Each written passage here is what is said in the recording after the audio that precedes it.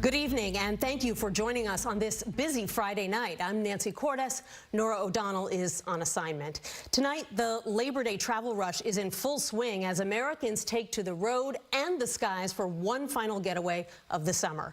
AAA expects it to be the busiest Labor Day travel weekend in 3 years, bouncing back to pre-pandemic levels.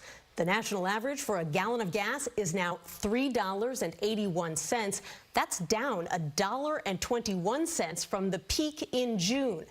Airports are also crowded with passengers after a frustrating summer. Since Memorial Day, nearly 48,000 U.S. flights have been canceled and nearly 500,000 were delayed.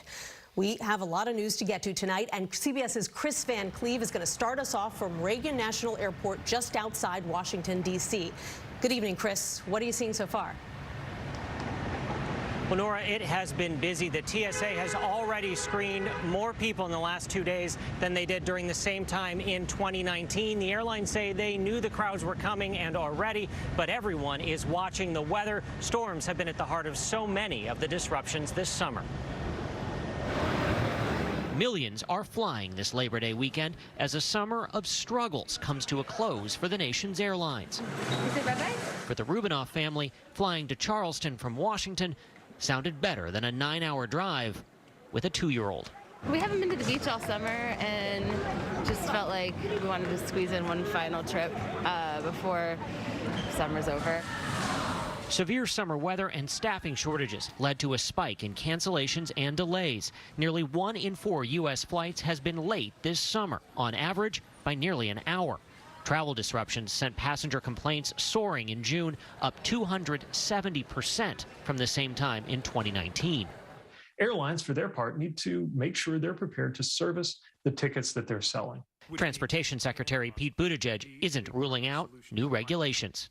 How do you feel about going into the Labor Day weekend? I do think the steps that have been taken so far are going to be helpful going into Labor Day, but I also do not believe that the system is where it needs to be. But most travelers will be driving. Gas prices have dropped for 11 consecutive weeks, but are still about 20% higher than last Labor Day. Frank Ordonas is driving from Texas to New York. Yes, it motivated me to get on the truck and just travel.